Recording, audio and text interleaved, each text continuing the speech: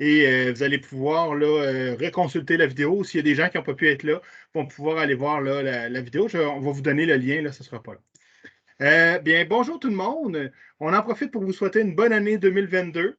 On sait là, que ça commence fort avec l'enseignement à distance, mais on va le voir positif quand même. Aujourd'hui, on va avoir une belle formation.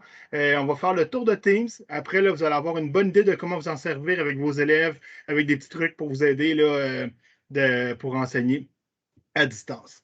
Ben, dans le fond, moi, je m'appelle Éric Boudria. Je suis conseiller pédagogique en intégration numérique. Je suis en compagnie de mon équipe, Kevin Labarre-Lausier, Geneviève Archambault et Marie-Josée Lamotte. Alors, on devrait faire là, le tour. Là, ça devrait, on a jusqu'à à peu près 11h30. On devrait faire le tour de Teams avec vous, avec quelques trucs là, pour enseigner. C'est bon pour tout le monde. Alors, je vais commencer la rencontre. Est-ce que Geneviève, tu veux passer à la diapo suivante? C'est toi qui partage l'écran? Alors, comme je vous disais, notre rencontre va être enregistrée et utilisée à des fins de formation. C'est pour ça qu'on n'a pas permis que vous puissiez ouvrir vos caméras, que vous puissiez ouvrir les micros. Comme ça, on est sûr là, que si on la met sur notre site, la rencontre, ben, on n'a aucun problème au niveau là, des droits à la personne, là, des droits d'identité à la personne, à cause qu'il y aurait votre voix ou votre visage. On peut passer à la prochaine. Euh, si jamais vous avez des questions pendant la rencontre, on vous invite à les écrire dans notre document de questions et de réponses qui se trouve là, comme là, Geneviève va vous montrer. Dans le fond, c'est un tableau Word. Le lien, on va vous le mettre dans le clavardage. Et vous avez deux colonnes. Fait que dans la colonne de gauche, vous écrivez vos questions. Puis à droite, ben, un d'entre nous va aller, un de nous quatre va aller répondre à vos questions. Puis ça va permettre que, dans le fond, ben, ça se peut que la question que vous avez en tête, il y a quelqu'un d'autre qui la pose. Fait que vous pouvez aller là les questions, puis probablement que vous allez répondre, vous allez voir les réponses à vos questions avant même de la poser. Puis ensuite, ce document-là, ça va nous faire comme une grosse banque de foires aux questions qu'on va déposer sur notre site Internet avec la vidéo. Encore là, ben, vous allez pouvoir le consulter là, dans le futur si jamais vous avez besoin. Parce que vous avez des questions ou s'il y a des trucs qui vous reviennent ou que vous avez oublié, ben, tout va être disponible là, sur notre site. Stéphane Maurice, si pas de son, débranchez-vous écouteurs et rebranchez. OK, exactement. C'est ce qu'on disait tantôt. Parfait. Ensuite, la prochaine diapo, je pense qu'on est rendu à Kevin. Kevin va nous présenter l'interface de base de Teams. Alors, vas-y, Kevin. Donc, Geneviève, je vais partager mon écran. Donc, je vais te remplacer. Donc, est-ce que vous voyez mon écran? Tout est beau. Parfait, excellent. Donc, l'interface de Teams. Donc, ce qu'il faut savoir, premièrement, par rapport à Teams, c'est que Teams n'avait pas été prévu pour être utilisé en éducation. OK? Premièrement, Teams, c'était un logiciel qui était prévu pour être utilisé par des professionnels dans un milieu de travail de compagnie hors du système public. D'accord? Et nous, dans le système de l'éducation, on a récupéré cette application-là pour pouvoir la réutiliser à nos fins. Donc, Teams, originalement, c'était utilisé dans une idée de partage global, de communication dans le but de faciliter la communication entre les membres d'une diverse équipe, d'une équipe de travail professionnel. Ce n'était pas utilisé dans un but de restreindre l'information, c'était vraiment dans un but de partager. Donc, Teams est orienté et créé dans cette idée-là. Donc, l'interface de Teams, comment que ça fonctionne? Ce qu'il faut savoir aussi, c'est que Teams, dans le fond, c'est une interface qui regroupe toutes les applications de Microsoft à l'intérieur de cette application-là. Donc, la visioconférence qu'on utilise présentement, c'est une modification de l'ancien Skype. Le système de partage de données, dans le fond, c'est le OneDrive et le SharePoint qui sont derrière tout ça. Donc, Teams va venir regrouper toutes ces applications-là et va vous permettre de toutes les rejoindre avec des diverses tuiles qu'on trouve à l'intérieur. Donc, si on vient voir ici, donc vous voyez ma souris, les cercles qui s'en viennent. Donc, ici, on est dans le bandeau de gauche. OK? Le bandeau de gauche contient toutes les tuiles principales de Teams qui vous permettent d'accéder aux divers menus. Donc, la première tuile en haut concerne les notifications. Donc, chaque fois que vous avez des notifications qui vous concernent, soit vous êtes tagué individuellement dans un message, soit vous êtes ajouté dans une équipe, etc., etc. Il y a un petit chiffre qui va apparaître dans la cloche en haut et toutes vos notifications vont se retrouver en bas. D'accord? La deuxième tuile qu'on va aller voir, c'est l'icône des conversations, donc le chat, tel qu'on le dit en anglais. Donc, toutes les conversations personnelles ou de groupe que vous avez vont se retrouver dans ces tuiles-là. Donc, quand les élèves vous écrivent personnellement, quand vous avez des chats dans une rencontre, des conversations dans une rencontre, tout va venir se mettre ici. Donc, vous voyez, on a le Teams, le chat de la rencontre d'aujourd'hui se trouve ici aussi. Donc, tout est là. La troisième tuile concerne les équipes. Donc, les équipes, c'est les regroupements que vous avez sur Teams. Dans le fond, soit vos classes vont se retrouver là, les équipes de travail professionnel que vous avez vont se retrouver là. Donc, toutes ces équipes, chacune représente une tuile. OK? Peut-être que vous, votre affichage n'est pas de la même façon, n'est pas fait de la même façon que moi. Donc, si vous voulez le changer, vous allez peser sur la petite roue d'engrenage qui est ici, changer l'affichage. Et là, vous allez voir peut-être que vous êtes en affichage en mode liste comme ça. Si vous souhaitez l'avoir en mode tuile comme moi, donc vous allez pouvoir venir le changer dans l'affichage. Ici, le quatrième icône s'appelle l'icône des devoirs. Donc, tous les devoirs qui vous sont attribués ou que vous attribuez aux élèves vont se retrouver là. On va y revenir tout à l'heure dans le courant de la formation. L'autre icône, c'est le calendrier. Donc, dans le calendrier, vous allez apercevoir toutes les rencontres dans lesquelles vous êtes invité, soit que vous avez créé, soit que vous êtes invité, que vous avez accepté de répondre ou qu'ils sont provisoirement en attente de réponse. Et sachez que votre calendrier que vous avez dans Teams est dynamique avec votre calendrier Outlook. Ce que ça veut dire, c'est que si je crée une rencontre dans mon calendrier Teams, elle va apparaître aussi dans mon calendrier Outlook. Ensuite, vous avez l'icône des appels. Donc, vous pouvez voir ici toutes les personnes à qui vous avez eu des visioconférences dans Teams dans les dernières journées. Ensuite, vous avez une section qui s'appelle Fichiers. Donc, tous les fichiers que vous avez utilisés dernièrement se retrouvent là. Et vous avez un menu trop plein ici, 3 petits points, dans lesquels vous pouvez accéder à d'autres tuiles d'application qui sont ici, mais qu'on ne touchera pas dans cette formation-là, qui sont peut-être vues dans une formation ultérieure. Donc, ça fait le tour du bandeau de gauche, ainsi que les deux endroits d'affichage à l'intérieur aussi. Donc, quand je suis dans l'onglet des équipes, donc j'ai mon affichage de gauche et j'ai mon affichage de droite. Donc, c'est comme un sous-menu à gauche et l'affichage complet qui est à droite. Est-ce que c'est bon pour ça? Équipe, avez-vous quelque chose à rajouter là-dessus? Excellent. Donc, on va retourner à la présentation. Ben, en fait, non, je vais prendre le partage, puis Parfait. je vais y aller, moi, directement, moi aussi, live. Cet écran-là. Alors, ici, dans le fond, là, je vais vous parler du clavardage. Le clavardage, c'est les conversations que vous pouvez avoir avec un groupe de personnes ou une personne individuelle. C'est des conversations, je dirais, comme, ben, pas nécessairement privées, là, mais c'est pas comme public, c'est pas toute votre classe qui va le voir, c'est seulement les personnes que vous avez sélectionnées. Fait qu'ici, on voit toute la liste des dernières conversations que j'ai eues et on a même la conversation de notre rencontre, de notre réunion. Elle est ici, là, présentement, on la voit bien. Si jamais vous voulez faire un nouveau message, vous voulez écrire à quelqu'un, vous voulez écrire à un élève en particulier, vous allez ici dans le petit carré avec le crayon, là, la feuille avec le crayon, et vous entrez le nom de la personne que vous voulez écrire, à qui vous voulez écrire. Et là, mettons que j'écris Kevin. Automatiquement, quand je vais écrire Kevin, ben ils vont me proposer plusieurs Kevin qui travaillent pour la commission scolaire. Puis, je peux choisir le bon. Puis là, je peux lui écrire. Si jamais vous voulez écrire à un élève, par contre, vous ne devez pas écrire le prénom, vous devez écrire le nom de famille, puis même encore mieux, écrire le numéro de fiche de l'élève. Parce que s'il y a deux élèves qui ont le même nom, vous risquez d'écrire au mauvais. Fait qu'ayez en main là, le numéro de fiche. Et là, ben, ici, on voit la dernière conversation que j'ai eue avec Kevin et je peux continuer à écrire un message. Oups, là, ça a l'air de bugger. OK. Et ici, ben, je peux écrire un message pour Kevin. Puis, ben, dans le fond, là, un peu comme sur Facebook ou n'importe quelle autre application là, de réseaux sociaux, on écrit tout simplement. Si je clique ici sur le petit A avec le crayon, je peux modifier mon message avec des différentes polices, différentes couleurs de crayon, faire des paragraphes, un peu comme dans Word.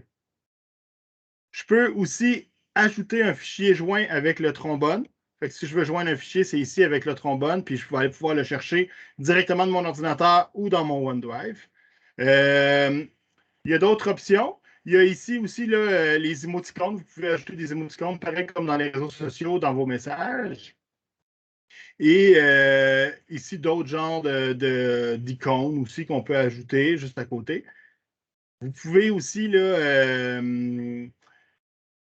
en gros, là, c'est un peu la base là, du clavardage. Il y a aussi la possibilité d'intégrer des vidéos stream, si jamais vous utilisez Stream, qui est une plateforme un peu comme YouTube, mais qui est comme à l'intérieur de notre commission scolaire. Mais sinon, vous pourriez directement mettre le lien YouTube, puis la vidéo va s'intégrer directement dans le clavardage. Dans le clavardage, s'il y a quelqu'un avec qui vous parlez souvent, vous pouvez l'épingler. Vous regardez là, ici, Amélie, ben, j'ai épinglé. Dans le fond, ce qu'il faut faire, c'est cliquer sur les trois petits points à côté. Et ben là, si je fais, il y a ici l'icône avec la petite épinglette. Là. Ici, je peux détacher. Donc, Amélie ne sera plus dans le haut. Puis là, maintenant, si je prends quelqu'un, par exemple, que je veux parler souvent à Claude, puis je veux qu'elle reste dans le haut, je peux aller ici et épingler. Elle va rester dans le haut. Fait que si jamais, moi, je m'en sers souvent quand il y a un message que je n'ai pas fini de régler, ben, je vais le mettre là. Comme ça, je me souviens que lui, il faut que j'y pense. Une autre chose intéressante avec le clavardage, c'est de vous créer des listes de clavardage. Alors, vous allez faire un nouveau message. Encore une fois, là, le carré avec le crayon ici. Et vous allez entrer le nom de plusieurs personnes. Fait que, encore, si je prends Kevin, Geneviève. Et là, dans le fond, pour créer ma liste de clavardage, là, pour que je puisse tout le temps écrire à ces deux personnes-là facilement, bien, je vais venir ici sur la petite flèche vers le bas. Et ça va me donner le nom du groupe. J'écris le nom du groupe. Fait que là, ben, vous pouvez l'appeler, là, vous, si c'est vos élèves, ben, ça peut être équipe 1, équipe 2, équipe 3. Puis voilà. Puis là, je fais Enter. Et là, mon groupe est créé.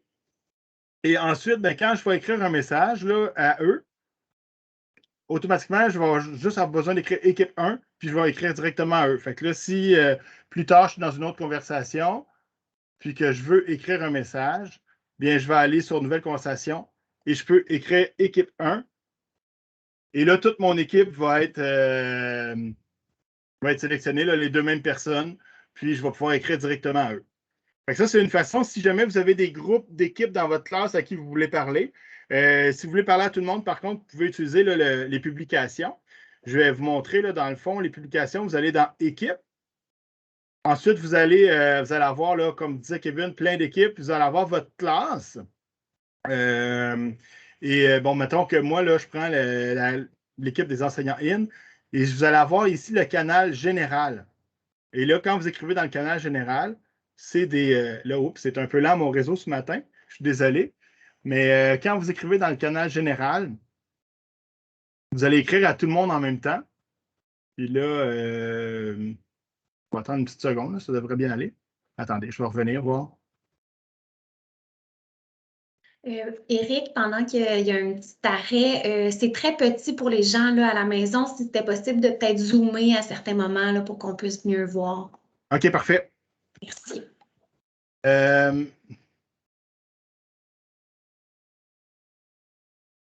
Alors, oups, c'est peut-être un petit peu zoomé un peu trop. Là, dans le fond, ici, je suis dans mon canal général. Je suis allé dans l'équipe. J'ai choisi l'équipe des enseignants IN. Vous allez choisir votre groupe et vous allez dans le canal général. Et ici, on a toutes des publications qui s'adressent à tout le monde. À toute notre équipe, nous, d'enseignants IN. Ce sont toutes là, des publications qui s'adressent pour tout le monde. Fait que là, ça, c'est le bon moment c'est le bon endroit pour écrire rappel de devoir ou n'oubliez pas telle affaire pour demain. Ou si vous voulez, tu sais, des fois, mettre un lien vers quelque chose que vous voulez que vos élèves consultent, un lien vers une vidéo, un lien vers une documentation. C'est le bel endroit pour ça. Alors là, ça fait le tour des conversations. Puis en fait, pour les publications, là, pour créer une nouvelle publication, vous allez dans le bas, Nouvelle conversation, et vous allez avoir un menu similaire au clavardage. Fait que vous allez pouvoir modifier, mettre un sujet. Le sujet va apparaître en gros et en gras. Et vous allez pouvoir ensuite là, démarrer votre conversation, écrire vos trucs, mais ajouter un lien, mettre des émoticônes, mettre d'autres dessins. Et voilà pour les publications. Maintenant, je serais rendu à vous montrer comment inviter les élèves dans une rencontre? C'est simple. Vous allez passer par le calendrier comme vous auriez fait si vous n'étiez pas en ligne. Vous allez prendre votre agenda avant de planifier une réunion. Là, vous allez prendre votre calendrier et vous allez cliquer sur, ici, vous avez une nouvelle réunion. Et ici, si vous cliquez sur la flèche, là, vous pouvez faire planifier une réunion. Alors, on va planifier une réunion. Et là, comme disait Kevin, là, le calendrier de Teams se joint à votre calendrier Outlook. Fait que tout ce que vous planifiez dans Teams va automatiquement se retrouver dans votre calendrier Outlook si jamais là, vous l'utilisez. Et là, ici, quand je veux planifier ma réunion, là, je lui ajoute un titre. Fait que là, mettons, rencontre 1 ou peu importe, là, vous pourriez être plus précis. Le nom du groupe ou la journée ou la date, peu importe. Vous pouvez ajouter des participants pour qui la présence est obligatoire. Mais si vous voulez inviter toute votre classe, je vous conseille d'ajouter un canal. Et là, vous allez choisir une équipe. Alors ici, moi, j'ai une équipe test. Puis là, mettons que je choisis cette équipe-là. Il n'y a pas le canal général. OK, ici, mettons en test, je choisis mon canal général. Automatiquement, toutes les personnes de l'équipe test dans le canal général vont recevoir l'invitation dans leur calendrier Outlook et dans leur calendrier Teams. Fait que dans le fond, j'ai nommé ma rencontre. Vous allez devoir nommer à quelle heure et à quel moment. Là, vous pouvez changer ici la date. Fait que si vous voulez que ce soit, vous choisissez la bonne date, vous choisissez à quelle heure ça commence. Là, vous pouvez choisir à quelle heure ça commence de votre rencontre, peu importe. Et vous allez la date de fin, qui normalement est la même journée. Et vous allez mettre l'heure de fin, là, peu importe quelle heure. Et là, ainsi de suite. Vous allez pouvoir aussi ajouter des informations là, ici dans la section en bas.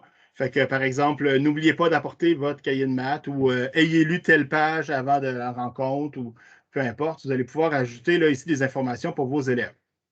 Ici, la position, c'est à quel endroit? Là, vous n'avez pas vraiment besoin de mettre une position. Il n'y a pas de local là, pour l'instant. Les gens vont chacun être chez eux à distance. Et ensuite, quand vous faites envoyer, la rencontre s'envoie automatiquement. Il va aller se placer dans le calendrier. Fait que moi, elle s'est placée ici, là, dans mon calendrier, puis elle va se placer automatiquement dans tous les élèves de votre équipe. Là, si jamais, ensuite, quand je l'ouvre, la rencontre, je peux aller changer les options de la rencontre, mais là, mon Teams est vraiment lent ce matin. C'est probablement parce qu'il y a beaucoup de monde là, en ligne, mais puis aussi parce que tout le monde est en ligne chez moi dans la maison, fait que mon réseau est un petit peu surchargé.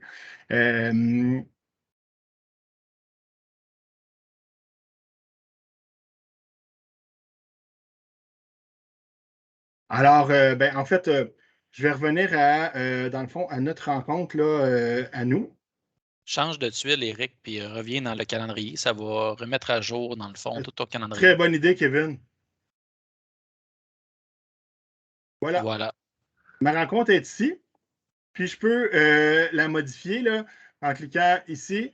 Je peux soit rejoindre la rencontre ou je peux même avoir le lien ici. Là. Si je clique ici, ça va me copier le lien et ça permet d'envoyer le lien ailleurs. Si, mettons, là, il y a des gens que vous voudriez l'envoyer par courriel à quelqu'un, le lien, mais vous allez pouvoir l'avoir là. Et vous pouvez aussi aller modifier la rencontre si jamais vous êtes trompé, vous voulez changer l'heure, vous allez pouvoir là, le faire maintenant. Puis, ici, il y a les options de la réunion. Les options de la réunion, quand vous cliquez dessus, ça vous ouvre une page dans votre navigateur web et vous avez plusieurs options là, qui peuvent être vraiment intéressantes. Tout d'abord, il y a la salle d'attente. Alors, qui peut éviter la salle d'attente? Vous choisissez. Si vous choisissez moi uniquement, ça veut dire que seulement vous va entrer dans la réunion et tous les autres vont avoir une salle d'attente avant d'entrer. Donc, vous allez devoir accepter qui entre à chaque fois. C'est pas nécessairement pratique quand vous avez tout un groupe qui venait et qu'il n'y a pas rien de confidentiel, mais quand des fois c'est des rencontres une après l'autre, comme des rencontres de parents, mais vous voulez être sûr que la première rencontre est finie avant que l'autre arrive, vous pouvez utiliser ça. Et sinon, là, vous pouvez choisir plusieurs options. Est-ce que tout le monde peut éviter la salle d'attente ou seulement les gens de mon organisation ou seulement les invités? C'est à vous de choisir qui évite la salle d'attente. Toujours laisser les appelants ignorer la salle d'attente. Ça veut dire que n'importe qui pourrait entrer là, sans passer par la salle d'attente. Annoncer quand les appelants arrivent et s'en vont. Ça peut être pratique pour savoir quand vos élèves arrivent et quand ils ressortent. Qui peut présenter? Très important, là. Ici, si vous mettez moi uniquement, il y a seulement vous qui peut partager son écran. Tandis que si vous mettez tout le monde ou juste les membres d'organisation, ça veut dire que vos élèves vont pouvoir le partager. Puis ça, c'est peut-être des fois plus ou moins intéressant parce qu'il y a des bonnes chances que vos élèves vont vous couper la parole pendant que vous parlez. Ils vont vous partager n'importe quoi. Ils vont pouvoir, dans le fond, voler de votre partage d'écran à n'importe quel moment. Ça n'empêche pas que vous pouvez quand même le donner à des personnes spécifiques. Et vous pouvez, en cours de rencontre, aussi permettre l'accès à quelqu'un de partager son écran si jamais vous voulez voir là, ce qu'il fait. Là, si jamais l'élève a une question sur son travail, puis vous dites, là, partage-moi ton écran, je vais pouvoir t'aider si je vois ce que tu fais. Autoriser le micro des participants. Vous avez le choix de l'ouvrir ou non. Comme nous, dans la rencontre, aujourd'hui, on avait décidé que non parce qu'on voulait enregistrer la rencontre puis on savait qu'il y aurait beaucoup de monde, ça serait difficile à gérer. Mais vous, avec vos élèves, je vous encourage à l'ouvrir. Ça va être plus interactif, plus intéressant pour vos élèves. Autoriser la caméra pour les participants. Même chose. Dans le fond, là, les élèves, moi, je vous encourage à l'ouvrir, c'est encore plus dynamique. Enregistrer automatiquement, oui ou non? Ça, là-dessus, il y a un petit bémol. Faites attention parce qu'on peut plus ou moins enregistrer les rencontres quand il y a la voix de l'élève ou l'image de l'élève dessus. Après ça, là, au niveau là, légal, ça peut être un peu difficile à repartager. Je vous conseille là, de ne pas enregistrer vos rencontres là, pour que vos élèves puissent participer interactivement. Mais si jamais il y avait une section de rencontre que vous voulez enregistrer, il y a moyen de le faire. Mais je vous conseille de ne pas enregistrer automatiquement jamais. Autoriser les réactions. On verra tantôt c'est quoi les réactions, mais ça va être le fun. Là. Ça peut être un peu dynamique. Les gens vont faire des applaudissements, ils peuvent mettre des cœurs, ils peuvent mettre des trucs pendant que vous parlez. Là. Des fois, avec les plus jeunes, ça peut être intéressant. Et fournir les sous-titres. Ça permet d'avoir les sous-titres quand vous parlez, le texte écrit dans le bas. Pour des fois, peut-être les classes d'accueil ou les élèves en langue seconde, ça peut être le fun des fois d'avoir le texte écrit en bas, mais il n'est pas parfait le texte, là, il faut mettre quand même un bémol. Là, des fois, il y a quand même des erreurs. Fait que là, je viens de faire le tour des options de la réunion. Les options de la réunion, là, vous vous souvenez, j'étais ici dans ma rencontre, puis dans les 3 petits points, le menu trop plein, il y avait option de la réunion, puis ça m'a amené à la fenêtre là, que je vous avais montrée. Maintenant, quand vous êtes en réunion, je vais vous partager la fenêtre de réunion. Je vais juste prendre une petite gorgée d'eau. Merci. Quand vous êtes en réunion, vous allez voir ici dans le menu du haut, là, dans le fond, l'interface, en haut, on voit ici les participants. Des fois, on pourrait même voir la vidéo. On voit d'autres participants au centre, mais sinon, vous savez, là, c'est le PowerPoint qui serait présenté là ou ce que vous présentez de votre écran serait ici. Et à droite, là, pour l'instant, j'ai le clavardage.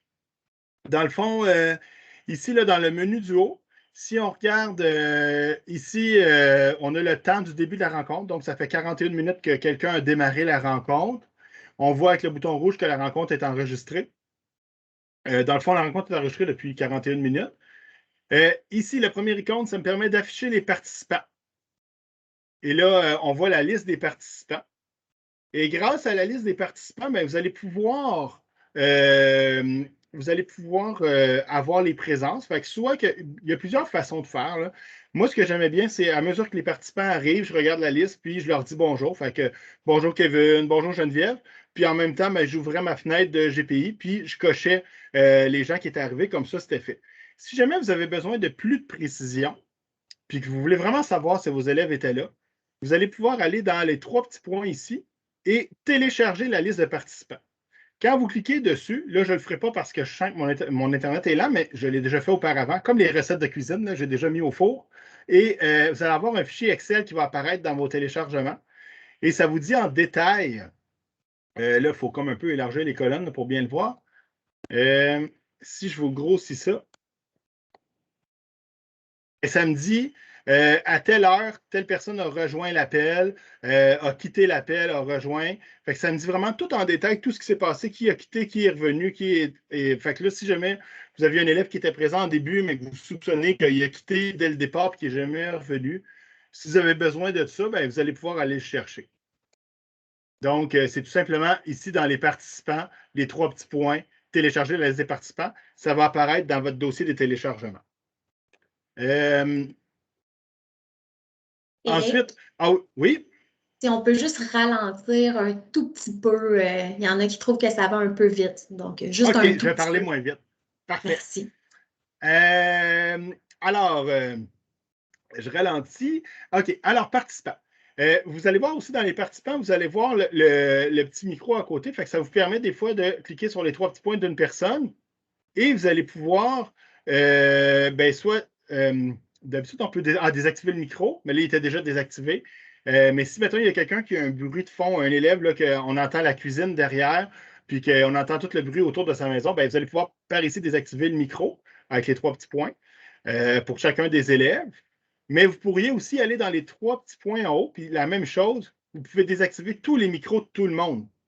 Donc, encore là, si le bruit vient de on ne sait pas où, puis que vous voulez parler, puis que là, il n'y a pas nécessairement besoin d'avoir un échange, vous pouvez désactiver ici les micros de tout le monde.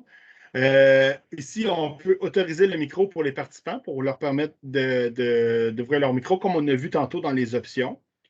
Ici, on peut autoriser la caméra pour les participants et gérer les autorisations, télécharger, et voilà.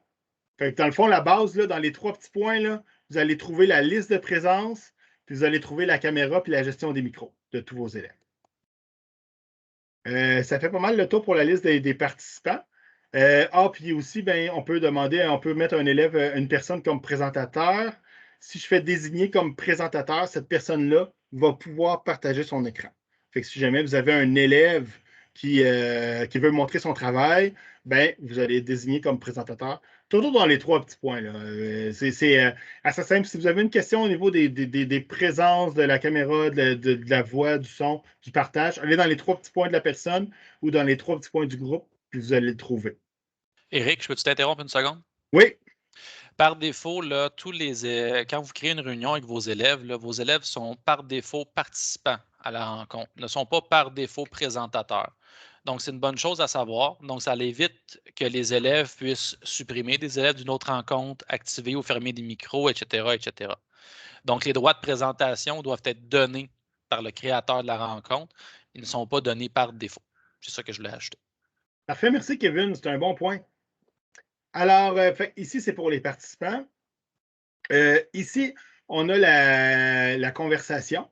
Fait que toutes les conversations qu'on a là, depuis le début sont ici. On peut partager des documents, comme on a vu tantôt. Souvent, là, moi, je m'en servais même en enseignement pour faire un peu interagir mes élèves. Puis, je mettais des vrais ou faux. Tu sais, je posais une question vrai ou faux, puis là, il devait répondre vrai ou faux, ou peu importe, il répondait. Je faisais un brainstorm d'idées, de mots. Nommez-moi des adjectifs, il m'en nommait.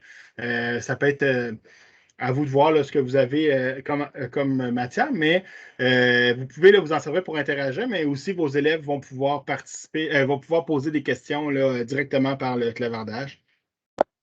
Et encore là, dans le clavardage de Teams, vous avez encore les options de modifier la mise en page du message, les emojis, mettre une vidéo, puis mettre des dessins, là, des stickers.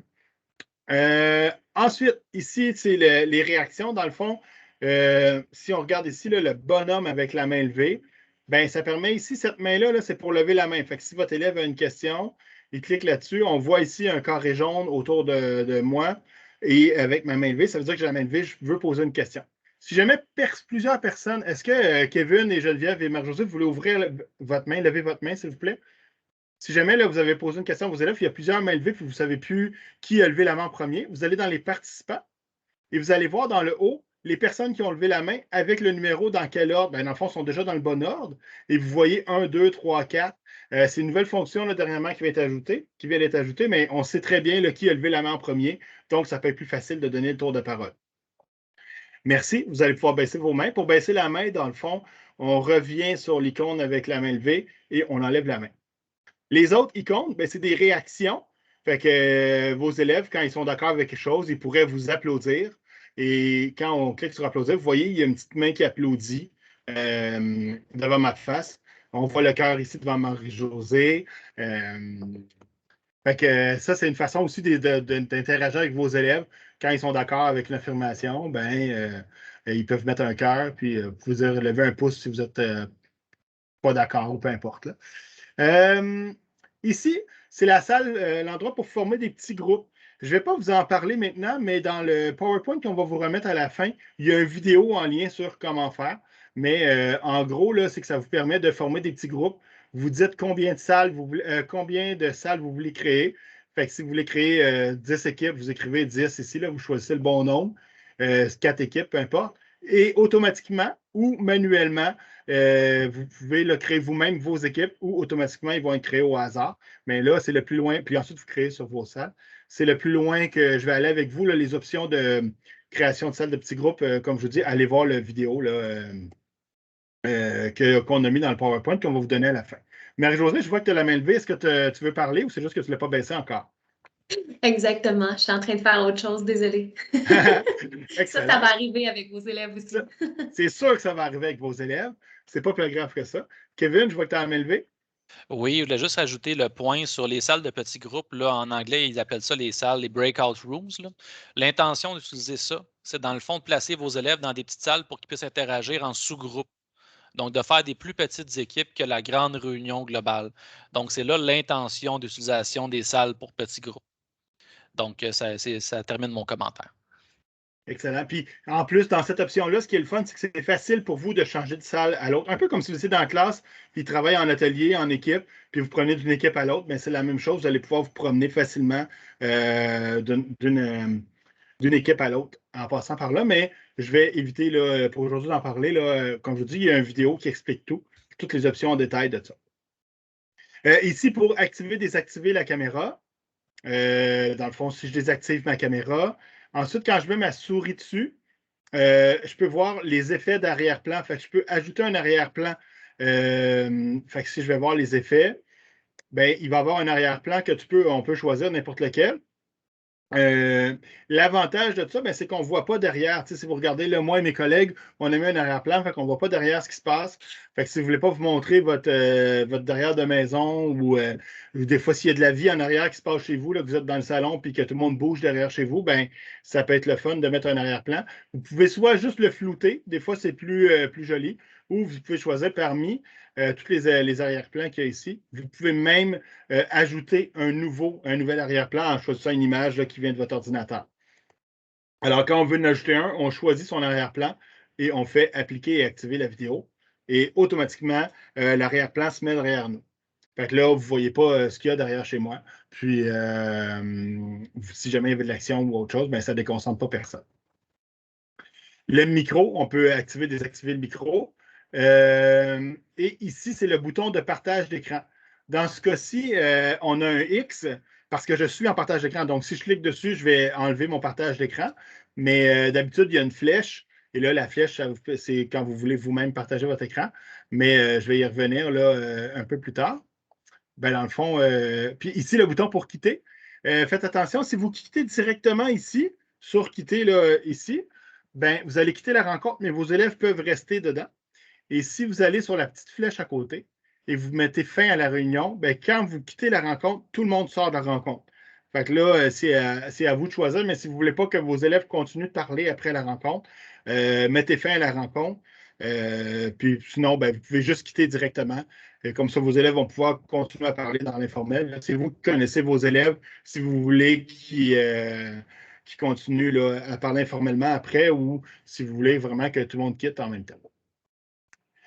Pour le partage d'écran, là, dans le fond, quand on est en partage d'écran, là, dans le fond, je voulais modéliser le partage d'écran, mais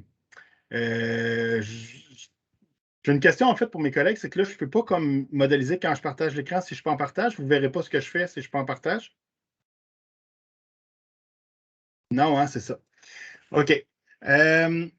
Pour le partage d'écran, encore là, j'ai mis une vidéo pour vous là, dans notre truc, dans notre diaporama qu'on va vous donner. Il y a tout vraiment en détail comment faire.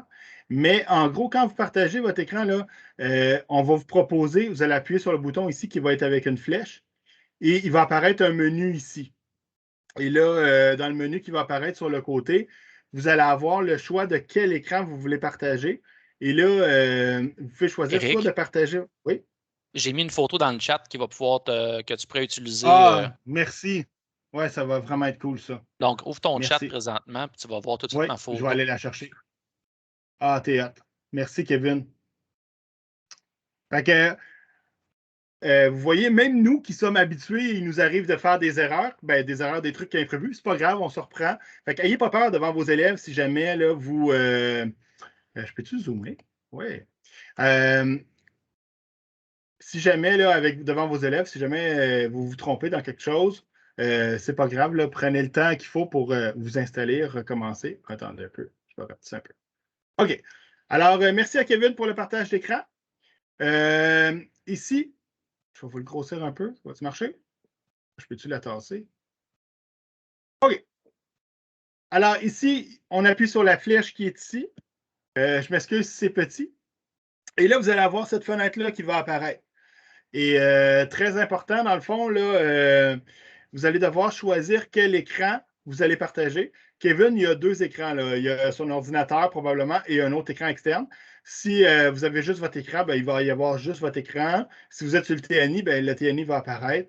Ça dépend. Alors, si vous choisissez de partager votre écran, ça veut dire que vous allez partager tout ce qui se passe dans votre écran.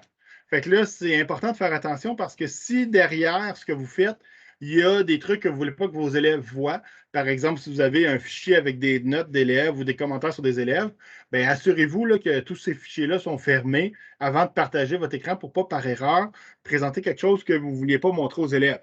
Ou même si votre photo de fond d'écran, c'est une photo que vous ne voulez pas que vos élèves voient, faites attention parce que vos élèves vont le voir. Sinon, l'autre option, c'est de partager la fenêtre. Donc, si on partage la fenêtre, quand on clique dessus, vous allez choisir quelle fenêtre qui est ouverte sur votre ordinateur que vous voulez partager. Donc, si vous avez un PowerPoint d'ouvert, vous allez pouvoir choisir de partager le PowerPoint ou de partager une page Internet. Mais là, vous allez seulement partager ça. Donc, dès que vous allez sortir de cette page-là, vos élèves vont continuer de voir le PowerPoint. Ils ne verront pas les autres pages qu'il y a derrière les trucs. Je vous conseille quand même de partager l'écran en vérifiant qu'il n'y a rien derrière. C'est le plus simple là, en partageant l'écran parce que si jamais vous changez de fenêtre, si jamais vous voulez montrer autre chose, vous n'aurez pas besoin de départager et repartager votre nouvelle fenêtre. Vous allez pouvoir juste passer d'une fenêtre à l'autre. Voilà. Et aussi important, quand vous partagez du contenu, si vous voulez partager un contenu vidéo, vous allez avoir la possibilité d'inclure le son de l'ordinateur. Alors, si vous voulez que vos élèves entendent le son de la vidéo que vous présentez ou de l'animation que vous présentez, vous devez cliquer ici sur activer le son, inclure le son de l'ordinateur. Puis, ensuite, les élèves vont l'entendre. Si jamais vous oubliez, ce n'est pas grave, il y a moyen plus tard de le faire. Ici, il y a des petites options de comment vous voulez présenter. Je vous suggère de prendre celui qui est par défaut à gauche parce que c'est celui qu'on voit en plus grand.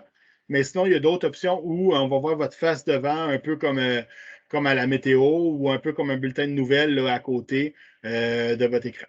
Mais comme je vous dis, pour vos élèves, c'est plus le fun, celui de gauche, là, parce qu'ils voient en plus grand ils voient en plus grand votre partage d'écran. Et voilà, il y a d'autres options plus bas, mais on peut laisser faire là, pour aujourd'hui. Juste avec ces options-là, là, vous allez être très bien capable d'enseigner.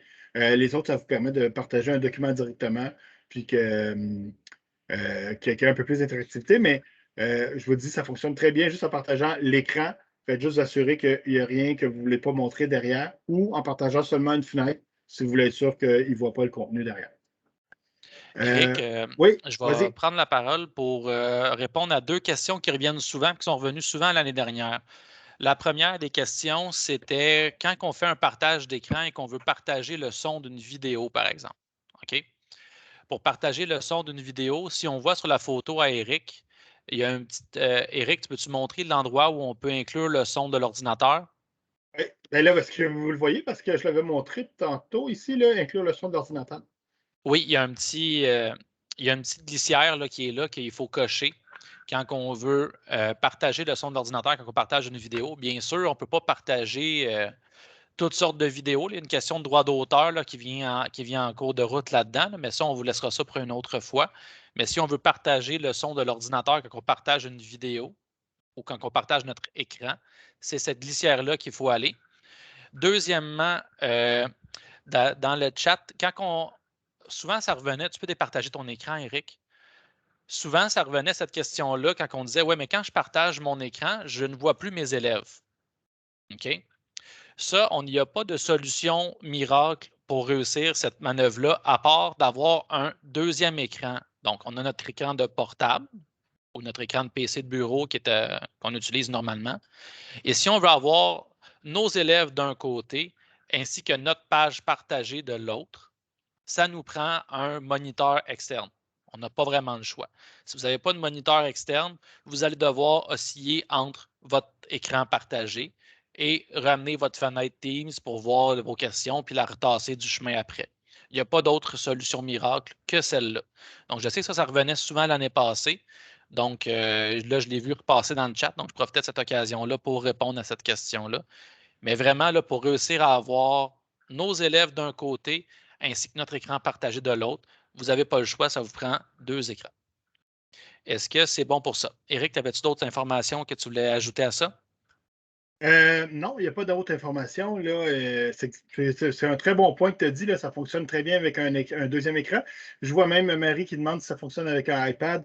Oui, vous pouvez ouvrir une rencontre Teams sur 2 écrans, 2 appareils en même temps. Fait que vous pourriez avoir votre iPad à côté, puis vous ouvrez la deuxième rencontre.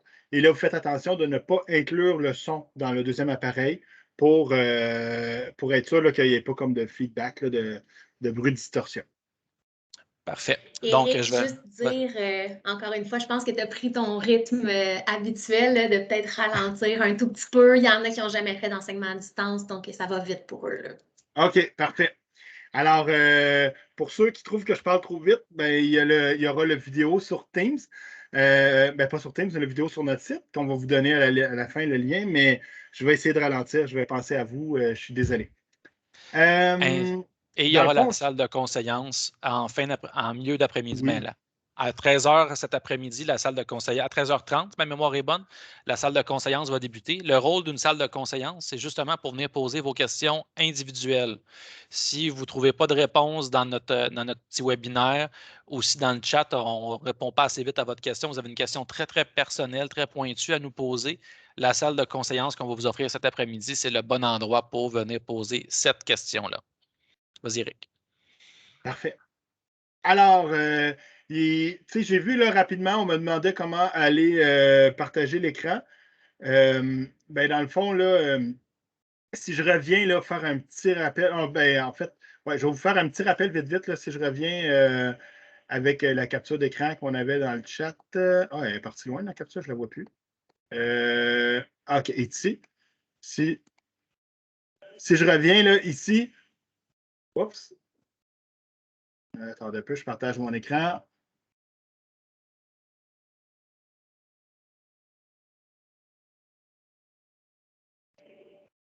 Si je reviens avec la photo qu'on avait dans le chat, là, un petit rappel vite, quand vous cliquez sur la flèche ici, la petite flèche ici, là, ça vous donne les options pour partager votre écran. Vous pouvez ici choisir d'inclure le son de l'ordinateur si vous voulez mettre des vidéos. Ensuite, le mode présentateur, laissez-le comme ça. Il va être parfait comme il est. Et dans le fond, ce que vous avez à choisir, c'est de choisir de partager votre écran au complet ou une fenêtre. Moi, je vous conseille de partager votre écran au complet. Comme ça, tout ce que vous faites, vos élèves vont le voir. C'est la façon la plus simple de le faire. Là. Fait que si vous dites depuis tantôt, hey, ça va trop vite, moi, je n'ai jamais fait ça, ça me stresse, partagez, dans le fond, là, au plus simple, là, partagez votre écran au complet. Donc, la flèche ici, choisissez si vous incluez le son et partagez votre écran au complet. Les élèves vont voir tout ce que vous faites. Et ça va être super facile ensuite là, de le faire. Et voilà. J'espère que ça a répondu à la question. Maintenant, les autres, ici dans le menu trop plein qu'il y a au centre, il y a plusieurs options pour vous. Vraiment, vraiment plusieurs options. Il y a, dans le fond, il y a plusieurs trucs que même vous avez qu'on a déjà vu ensemble, là, mais qui reviennent. Une qui est très importante, c'est le paramètre du périphérique. Alors, le paramètre du périphérique, là, ça va vous permettre de gérer le son de l'ordinateur. Si jamais vous avez, parce que ça va vous arriver, il y a des élèves là, qui seront, ça ne marchera pas le son ou peu importe. Un des trucs, quand les sons ne marchent pas, c'est de redémarrer, comme on vous disait au début de la rencontre, ou de vérifier les périphériques audio. Je suis allé dans les 3 petits points, paramètres du périphérique. Ah là, il n'est plus là parce que ma fenêtre est déjà ouverte. Paramètres des périphériques. Et je choisis là, mon micro, qu'est-ce que je veux. Fait que je veux celui-là, mais si j'avais plusieurs micros, je pourrais faire apparaître la liste. Et mes haut-parleurs, je choisis, regarde, ici j'ai 2 sortes d'haut-parleurs, ben, je choisis celui que je veux. Fait que moi, j'ai choisi les haut-parleurs là, de mon ordinateur. Je peux régler le volume. Puis ici, je peux choisir le micro, encore une fois, là, puis m'assurer que ça fonctionne. Voilà, fait que ça, c'est pour les paramètres pour choisir si vous avez plusieurs micros, plusieurs caméras. Vous allez pouvoir les choisir. Là. En bas, ici, on a la caméra. Si jamais vous avez une caméra document que vous voulez présenter avec la caméra document, elle va apparaître ici. Fait que tout ça, c'est dans les paramètres du périphérique qu'on retrouve dans les 3 petits points. Là, quand je ferme la fenêtre, là, on le voit ici. 3 petits points, paramètres du périphérique. C'est là que vous allez trouver ça. Autre truc intéressant, c'est options de la réunion. On retrouve ici les mêmes options qu'on avait au début de la rencontre là, que je vous avais montré quand on planifie pour savoir pour la salle d'attente. Alors, qui peut éviter la salle d'attente? Là, ici, on a choisi tout le monde. Donc, tout le monde entrait sans salle d'attente. Moi, je vous conseille pas mal de faire ça là, avec vos élèves. C'est ce qui est le plus simple. Vous n'avez pas besoin d'accueillir les gens. Qui peut présenter? Nous, ici, on a mis les personnes spécifiques. Donc, on a mis seulement nous 4. Mais comme je vous dis, vous pouvez mettre moi uniquement. Ça va être seulement vous qui allez pouvoir présenter. Ça ne sera pas vos élèves. Et si jamais vous voulez qu'il y ait certains élèves qui présentent, vous pouvez directement par la liste des participants aller les choisir au moment où ils ont besoin de présenter. Et encore là, on peut choisir d'autoriser le micro pour tous les participants, autoriser la caméra pour tous les participants.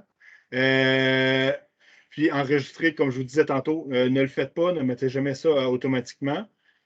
Puis, vous pouvez autoriser les conversations, fait que le chat, ou vous pouvez ne pas les autoriser. Et autoriser les réactions, ça, c'est les mains qui applaudissent. Puis, les petits cœurs, les trucs comme ça. Fait que là, ça, c'est toutes des options que vous allez pouvoir changer pendant votre rencontre. Fait que si vous avez oublié de le faire quand vous l'avez planifié, pendant votre rencontre, vous vous apercevez que tout le monde partage leur écran, bien, revenez dans les 3 petits points, allez dans Options de la réunion. Oups. Là, vu qu'il était ouvert, ça le ferme. Allez dans Options de la réunion et allez choisir qui peut présenter, moi uniquement. Comme ça, vous n'aurez plus de problème pour les gens qui partagent leur écran quand ce n'est pas le temps. Ou même chose pour les micros ou pour la caméra, si jamais ça devenait problématique. Mais vous pouvez encore y aller par les participants. Sinon, au centre, il y a plusieurs façons de voir l'écran. Fait que si on choisit galerie, on voit, je pense, jusqu'à 9 personnes. Quand on choisit grande galerie, on peut voir 49 personnes en même temps. Donc, vous pouvez voir tout votre groupe en même temps. Dans ce cas-ci, vu que les caméras ne sont pas activées, ils ne me le proposent pas là, de voir plusieurs personnes. Mais si vos caméras étaient activées, je pourrais voir 49 personnes en voyant ici. Mode ensemble, ben, c'est une autre façon de voir. Ici, le plein écran, là, ça peut être intéressant. Ben, dans le fond, ça fait grossir en plein écran. Fait que pour les élèves qui ont un petit écran, ils peuvent aller dans les 3 petits points encore. Plein écran, ils vont voir en plus grand ce que vous présentez. Et ici, on a les effets d'arrière-plan. Les effets d'arrière-plan, c'est les effets comme derrière ma caméra, là, le fond d'écran. Vous pouvez y accéder par ici, comme vous pouvez l'accéder par la caméra, comme on a vu tantôt. Et activer les sous-titres, ça permet, si je clique dessus, là, comme je vous disais, on va voir les sous-titres qui vont apparaître en même temps que je parle. En dessous, là, on va les. Ça... Oh, là, il est en anglais, il faudrait changer la langue, modifier la langue parlée. Puis, je vais aller choisir français. Alors maintenant, les gens, là, ils vont. Vous allez voir ce qui est écrit directement. Fait que pour les élèves en classe d'accueil ou en langue seconde, ben peut-être que ça peut être intéressant. Là, c'est pas parfait, mais mettons qu'à 90%, ça fonctionne bien. Encore une fois, dans les 3 petits points, là, je pourrais les désactiver. Et c'est aussi dans les 3 petits points qu'on peut démarrer l'enregistrement. Mais comme je vous dis, des fois, là, c'est pas, on peut activer et arrêter l'enregistrement. Mais comme je vous dis, vous ne pouvez pas vraiment enregistrer vos élèves. Là. Si on voit leur visage ou si on voit leur visage ou si on entend leur voix, au niveau légal, là, c'est plus ou moins possible là, de le diffuser par la suite. Et une autre option intéressante, c'est désactiver la vidéo entrante. Si vous avez un élève qui a de la difficulté à se connecter, que sa connexion est lente, vous pouvez lui dire de désactiver la vidéo entrante. Ça veut dire qu'il va voir encore votre partage d'écran, il va voir votre PowerPoint, mais il ne verra pas votre face. Puis l'avantage, c'est que ça va consommer beaucoup moins de réseau, donc ça devrait moins laguer, là, ça devrait moins faire des arrêts. Voilà pour le menu 3 petits points. Là. Fait que les points importants du menu 3 petits points, c'est paramètres périphériques pour choisir les caméras, les micros. Option de la réunion pour choisir qui peut présenter, la salle d'attente, puis pour choisir s'ils peuvent ouvrir ou non leur caméra et leur micro. Au centre, les trucs sur comment voir là, l'écran. Si on fait focus sur le contenu, là, le PowerPoint va être en grand. Là, on ne verra plus les visages. Ça aussi, ça peut être intéressant là, pour les élèves. Dans le fond, le partage d'écran va être en grand. Même chose avec plein écran. Puis, activer les sous-titres pour voir pour qu'il soit écrit ce qu'on dit. Et l'enregistrement ici et la vidéo entrante si jamais là, c'est trop demandant pour la connexion Internet. Je pense bien avoir fait le tour. Est-ce que j'ai oublié une section? Je pense pas. Est-ce que mes collègues, j'ai oublié quelque chose dans les vidéoconférences? Non, je pense que ça a été assez complet. Puis là, ben, comme on vous dit depuis le début, là, je sais que je parle vite. On va essayer de vous donner le maximum qu'on peut vous donner parce qu'on sait que ça s'en vient vite là, pour vous. Mais allez revoir là, la vidéo, on va vous la mettre en ligne. Il n'y a aucun problème. On a une salle de conseillance après-midi aussi. Vous pouvez venir poser des questions. On va pouvoir répondre individuellement à vous là, puis prendre du temps pour vous. Il y a quelqu'un qui demande comment débuter la rencontre.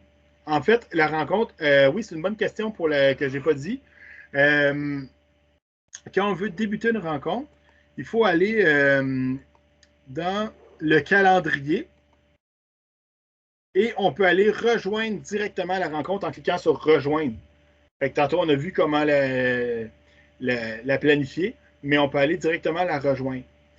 Elle va apparaître aussi, le bouton rejoindre, il va apparaître aussi dans le canal général de l'équipe. Donc, si vous allez dans équipe, là, présentement, je n'ai pas de rencontre qu'il y a dans aucune de mes équipes, mais s'il y avait une rencontre dans cette équipe-là, il y aurait le même bouton bleu en haut ici, là, rejoindre la rencontre. Puis là, je pourrais cliquer sur rejoindre la rencontre. Fait que vos élèves, moi, je leur dis tout le temps, allez par le calendrier, mais vos élèves pourraient aussi y aller par l'équipe, canal général, puis votre rencontre là, va apparaître là. Parfait. Merci beaucoup, Éric. Je vais prendre le relais là-dessus, puis je vais passer à la gestion des équipes, dans le fond. Donc, je vais faire une petite section sur comment vos équipes fonctionnent, quelles sont les icônes qu'il faut valider à l'intérieur de chacune des équipes, comment ça marche, à quoi c'est utilisé, puis je vais terminer avec le module devoir. Donc, je vais faire ce petit 15 minutes-là avec vous. Je vais vous activer mon partage d'écran. Ici. Donc, je reviens à ma tuile des équipes. Vous pouvez me faire un signe de tête, équipe, que mon partage est bien fonctionnel. Excellent. Super. Donc, voici l'ensemble des équipes. Tantôt, vous vous souvenez que je vous avais parlé dans le bandeau de gauche, on allait cliquer sur équipe. Et là, on avait accès à toutes les équipes que nous étions invités comme membres à l'intérieur. Donc, moi, j'en ai énormément. Probablement que ce n'est pas tout à fait votre cas. OK? Moi, je n'ai pas d'équipe ou de groupe classe créé automatiquement par le service des ressources informatiques. Mais vous allez en avoir. Ils ont une nomenclature particulière.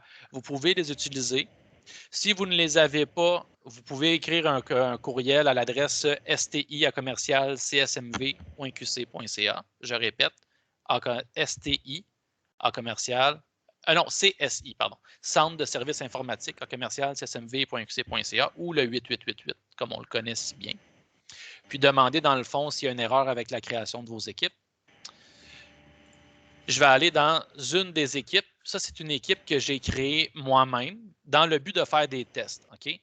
Pourquoi j'ai fait cette chose-là? C'est pour pouvoir faire des tests sans interaction avec les élèves. Donc, j'ai ajouté des collègues là-dedans que je peux faire des tests, il n'y a pas de problème avec eux autres. Donc, Geneviève fait partie de cette équipe-là, Marie-Josée, Éric. Donc, je peux leur envoyer des devoirs, je peux créer des rencontres, je peux jouer avec les options de rencontres, je peux jouer avec les options de devoirs. Je peux faire toutes sortes de choses dans une équipe de tests. Donc, c'est une pratique qu'on vous Kevin? encourage à faire. Oui, je viens d'agrandir mon image. Parfait. Donc, créez-vous une équipe là, si vous n'êtes pas certain de quelles options à utiliser, qu'est-ce que ça fait telle affaire, ou etc., etc. Créez-vous une équipe pour faire des tests. Ajoutez vos collègues là-dedans à l'intérieur avant de faire des tests en vrai avec vos élèves. Donc, ça, c'est une bonne pratique pour vous préparer. Donc, je reviens à mon équipe. Il y a toujours les mêmes choses quand on se crée une équipe de base, OK? Il y a le volet de gauche qui est un peu le menu qui nous permet de naviguer dans le volet de droite. Donc, dans toutes les équipes de classe, vous allez avoir ces 4 icônes-là. OK? Donc, bloc-notes, devoir, évaluation, insight. Le bloc-notes pour la classe, c'est un super bel outil pour travailler avec vos élèves, mais on n'a pas le temps dans l'heure qui nous reste pour vous montrer comment ça fonctionne. Donc, on vous invite à aller sur le Récit Campus pour aller regarder des vidéos sur comment ça fonctionne et savoir dans quel contexte l'utiliser. Je pense que Geneviève va vous mettre peut-être une adresse dans la conversation bientôt. Sachez que c'est un super bel outil, mais il demande un certain temps pour se l'apprivoiser. Le module devoir, c'est les devoirs qui sont attribués dans cette classe-là. Je vais revenir avec ça plus tard. Évaluation, c'est dans le fond, c'est l'ancien onglet qui s'appelait Notes. Avant, s'appelle maintenant Évaluation. Donc, si vous connaissiez Notes, sachez que c'est cet onglet-là. Donc, si vous donnez des devoirs, que vous avez donné des notes sur les devoirs, bien, vous pouvez aller les voir là, sous une forme de tableau. Sachez que l'onglet Évaluation ou Notes ne parle pas à GPI ou à Mosaïque. Il n'y a rien dans Teams qui parle à GPI ou à Mosaïque, c'est complètement indépendant. Donc, il faut, dans le fond, que vous refassiez la transcription des notes dans GPI et dans Mosaïque. Et l'onglet Inside vous permet de valider d'autres informations que je ne rentrerai pas dans le détail pour l'instant parce que ce n'est pas de niveau introduction. Et ensuite, après ces 4 onglets-là, vous avez les canaux. Un canal, c'est quoi? L'utilité d'un canal, c'est dans le fond de restreindre à des sujets de conversation. Par défaut, toutes les équipes, quand elles sont créées, viennent avec un canal général et rien d'autre. Moi, j'ai ajouté d'autres canaux pour restreindre des sujets de conversation à ces canaux-là. Donc, disons, activités parascolaires.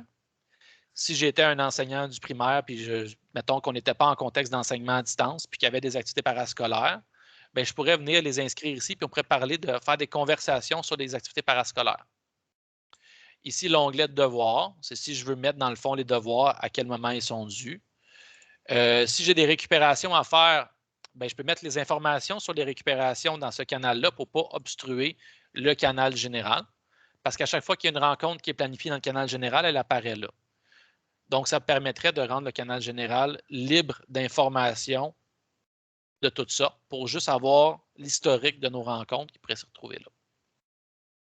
Donc, sachez que les canaux, c'est pour utiliser avec les publications qui viennent avec. Si vous n'avez pas l'intention d'utiliser les publications ou si vous voulez même les restreindre, empêcher les élèves d'écrire des publications, vous n'avez pas besoin de vous en faire des canaux d'ordre de toutes sortes d'ordres. Okay? Donc, c'est comme ça que les canaux fonctionnent. C'est comme ça que les autres onglets qui sont standards pour les équipes de classe fonctionnent. Ensuite, ce qui est intéressant de savoir dans le canal général, c'est que c'est un canal particulier. Il y a des fonctions particulières dans un canal d'ordre général. Donc, il y a les publications qui sont dans tous les canaux. Et chaque canal a sa propre section fichiers. Okay? Si on vient cliquer sur les fichiers, vous allez voir qu'il y a un dossier qui s'appelle support de cours. Et dans le dossier de support de cours, tout ce que vous allez mettre à l'intérieur de cette section-là, ce sera en lecture seule.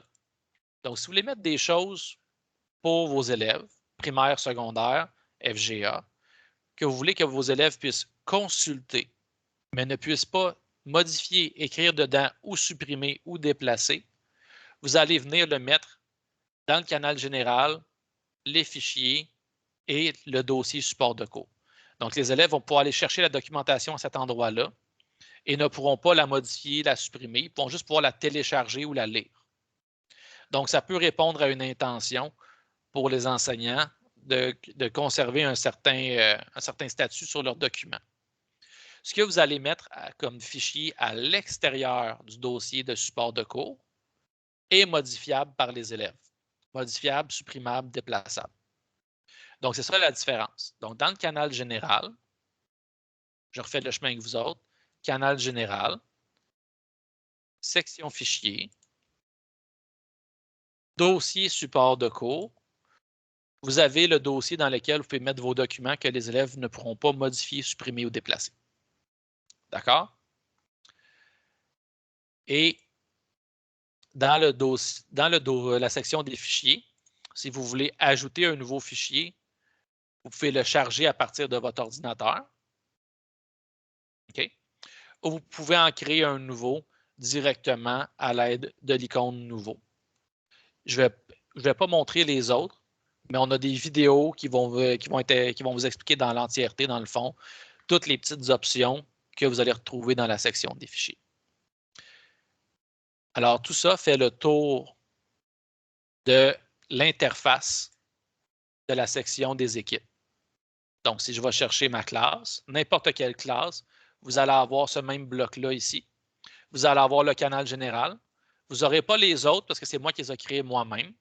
Si vous voulez vous créer un canal, il faut aller dans les 3 petits points qui est ici et vous ajoutez un canal. D'accord? Maintenant que ça c'est fait, on va passer à la section des devoirs. Donc, dans la section des devoirs, le but d'un devoir, ça le dit, c'est d'envoyer des tâches à faire aux élèves. Sauf que Teams utilise l'appellation devoir, alors que ce qui serait préférable, ce serait l'utilisation travaux. Parce que ce n'est pas juste des devoirs. Vous pouvez faire travailler vos élèves, vous pouvez envoyer des cahiers de travail, vous pouvez envoyer toutes sortes de contenus à vos élèves qui pourront vous renvoyer. Vous pouvez faire même des évaluations avec cette icône-là si vous le souhaitez. D'accord? Donc, là où on lit devoir, il faudrait lire travaux, évaluation, etc., etc. Donc, toutes sortes de choses qu'on peut envoyer à l'élève, que lui va remplir, lui ou elle, et il va nous renvoyer par la suite pour qu'on puisse l'évaluer et le corriger. Pour ce faire, vous allez cliquer sur l'onglet Devoir et ensuite, en bas de mon écran, vous allez voir que j'ai un petit onglet qui s'appelle Créer. Quand vous pèsez dessus, vous voyez apparaître une petite barre déroulante avec 3 options. Donc, à partir d'un devoir existant, vous pouvez reprendre un devoir qui a déjà été fait dans le passé. Ça va reprendre un peu le même squelette de votre devoir que vous pourrez modifier. Vous pouvez envoyer un Forms, donc un questionnaire Forms déjà fait dans vos onglets formulaires dans votre Office 365. Vous pouvez l'envoyer par là. Ou vous pouvez créer un devoir à partir de rien, ce que je vais faire avec vous. La première chose qu'il va vous demander, c'est de choisir une classe pour laquelle vous souhaitez envoyer ce devoir-là. Donc, moi, je vais prendre ma classe inventée et je vais faire suivant. Et là, vous tombez dans la page de création d'un devoir. Okay? C'est possible que d'ici au 17 janvier, vous ne ressentiez pas le besoin d'envoyer un devoir immédiatement aux élèves. Mais admettons que la situation se prolongerait. Ça deviendrait intéressant probablement de commencer à envoyer des devoirs et d'habituer les élèves à travailler avec ça. Donc, bien sûr, je vais aller de haut en bas. La première chose qu'il vous demande, c'est un titre. Donc, on va l'appeler test de devoir. Ajouter une catégorie, c'est comme sur Facebook, mettre un tag. OK? C'est pour pouvoir retrouver ses devoirs plus facilement après. Ce n'est pas nécessaire de mettre une catégorie. Instructions. Là, vous pouvez écrire à la main toutes vos instructions pour les élèves. Ça peut être long, ça peut être ardu, OK? Ou bien, ce que vous pouvez faire, c'est utiliser le petit trombone qui s'appelle « Joindre » et à la place, joindre un fichier, disons, qui serait sur mon OneDrive, qui contiendrait, mettons, je joindrais un fichier Word comme ça, ça contiendrait les explications de mon devoir. Donc, ça va vous permettre de sauver du temps de faire de cette façon-là. Donc, je joins un fichier à mon devoir. Donc, quand les élèves vont recevoir le devoir, ils vont voir qu'il y a une pièce jointe dans mon devoir qu'ils peuvent consulter. Ça le dit ici, les élèves ne peuvent pas modifier. Donc, ce que je leur ai envoyé, ce fichier Word-là, ici, n'est pas modifiable. Par défaut, c'est comme ça que ça se produit. Si je veux envoyer un fichier de réponse, disons, OK, je vais l'appeler réponse du participant.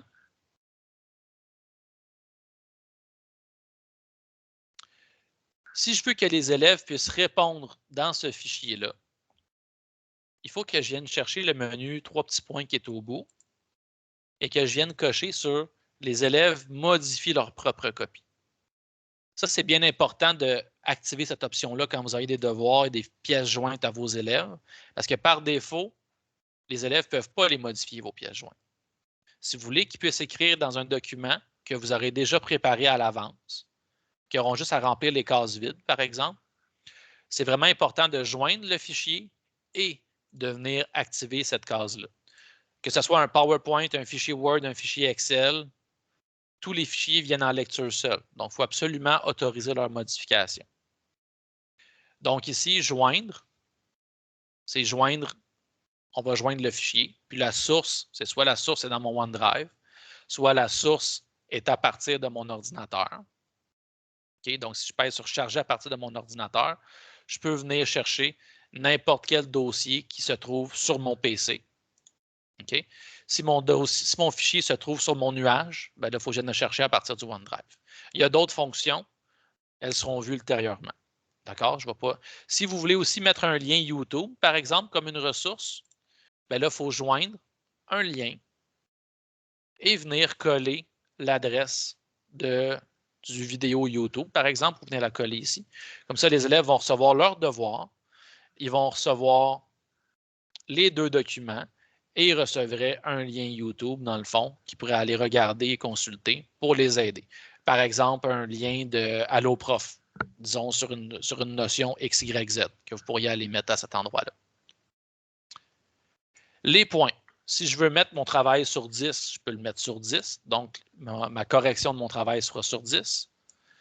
Si je veux pas que mon travail soit corrigé en fonction de points, mais je veux qu'il soit corrigé en fonction d'un barème de correction, alors il faut que je l'ajoute, mon barème. Et là, quand vous cliquez sur « Ajouter un barème », probablement, si vous n'en avez jamais fait, il n'y aura rien ici. Moi, j'en ai déjà fait plusieurs. Donc, un barème, ça ressemble à ça. Donc, vous avez A, B, C, D, E, F, G. Puis ici, vous avez des critères. J'ai tout rentré ça à la main ou j'ai fait du copier-coller. Vous pouvez faire ça. Vous pouvez faire ce que vous voulez. J'en ai une vidéo qui va vous expliquer dans le détail comment en faire un.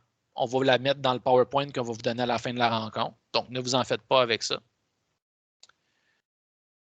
Attribuer à. Je peux l'attribuer à une classe à la fois ou je peux venir l'attribuer à plusieurs classes à la fois. Donc, je peux l'attribuer à 6 cours. Donc, si j'ai un devoir, mettons que je suis un spécialiste, que je vais attribuer à tous mes groupes au primaire, ou que je suis un spécialiste secondaire, que je vais attribuer un devoir à tous mes groupes, je peux cocher plusieurs groupes à la fois, si je le souhaite. Là, dans ce cas-ci, je vais l'attribuer seulement à une classe. Et ici, à droite, je peux venir le donner à tous mes étudiants en même temps. Par défaut, c'est ça qu'il va venir faire. Ou je peux venir le donner à seulement certains étudiants que je vais choisir. Donc, je peux le donner seulement à Geneviève, à Marie-Josée, si je veux. Donc là, j'enverrai un devoir spécifique à 2 étudiants uniquement. Donc, disons des étudiants qui ont droit à du tiers-temps ou qui ont droit à des mesures exceptionnelles ou peu importe, qui ont besoin d'un travail supplémentaire ou différent des autres. Je le fais de cette façon-là. Ou je peux venir donner à des groupes d'étudiants. Okay? Des groupes d'étudiants, c'est quoi? C'est si je veux envoyer des travaux d'équipe. Donc, disons, j'ai une classe que j'ai fait 6 équipes dedans, que je veux faire des groupes aléatoires d'étudiants. Bien, mettons, je veux 4 équipes. Combien de groupes? Bien, je veux 4 équipes. Chaque groupe aura 2 étudiants. Créer des groupes. Donc, voilà, j'ai créé des groupes d'étudiants à qui j'enverrai des devoirs. Donc, ces groupes-là vont pouvoir travailler en même temps sur le même fichier. Puis, le premier qui va rendre le devoir va le rendre au nom du groupe. Donc, ça, j'ai souvent entendu ça de la part des spécialistes. Là. Souvent, là, on ne veut pas corriger 450 copies. Donc, à la place, vous pouvez envoyer un travail d'équipe si vous le souhaitez, ou un cahier, ou un travail, peu importe de quelle façon, quelle est votre intention. Ça peut rendre pour ceux qui ont beaucoup d'élèves, si vous voulez faire un travail d'équipe, ça peut vous rendre la vie plus facile. Donc, je vais revenir à tous mes étudiants. Mais je vais même l'envoyer seulement à Geneviève puis Marie-Josée. Comme ça, tantôt, ils vont pouvoir nous partager leur écran pour nous montrer la vue de l'étudiant. La date d'échéance, l'heure d'échéance, ça dit à l'élève quand est-ce que le travail est à remettre et à quelle heure l'élève va être en retard. Mais les retards sont encore autorisés. Donc, l'élève pourrait me remettre son travail en retard. Si je veux faire en sorte que l'élève ne pourra plus me remettre son travail, que je veux barrer le devoir et empêcher l'écriture ou la modification d'un travail, il faut que je vienne dans « Modifier » et que je vienne sélectionner une date de remise. Donc, si je mets que le vendredi 7 janvier à midi, mettons, le devoir sera publié immédiatement. Il doit être rendu pour le 6 janvier à 23h59. Les remises tardives sont autorisées jusqu'au vendredi 7 à midi. Ça veut dire que le vendredi 7 à midi 1, l'élève ne pourra même plus le remettre. Donc, si ça correspond à votre intention, sachez que cette option-là existe à cet endroit-là. Et je peux ajouter le devoir au calendrier de l'élève. Ça, c'est une nouvelle fonction qui n'existait pas l'année dernière. Donc, je peux ajouter le devoir directement dans le calendrier des étudiants. Donc, ça va faire en sorte que l'élève, s'il est habitué de regarder son calendrier Teams pour son emploi du temps, son agenda, il va voir que le devoir va s'y afficher. Ça va écrire un devoir, remise du devoir, test devoir de telle équipe à rendre pour telle heure, telle date. Donc, tout ça, c'est dans les options. On a une vidéo récapitulatif qui fait le détail de chacune de ces options-là que vous pourrez regarder à nouveau dans le futur. Je vous invite, avant d'envoyer un travail à un élève, de vous envoyer des devoirs entre vous, entre profs, dans les équipes de test, pour vous faciliter avec l'envoi, la correction, le retour des devoirs, puis tester toutes les options que vous pourrez y trouver. Donc, ici, il me reste 3 options en haut que je ne vous ai pas parlé, que je termine avec ça. Abandonner, j'efface tout. Okay? J'abandonne la création de ce devoir-là. Enregistrer, ce que ça va faire, c'est que ça va enregistrer ce travail-là comme un brouillon que je vais pouvoir revenir ultérieurement puis le compléter et l'affecter quand ça va me tenter. Et si je pèse sur « Affecter », le devoir s'en va.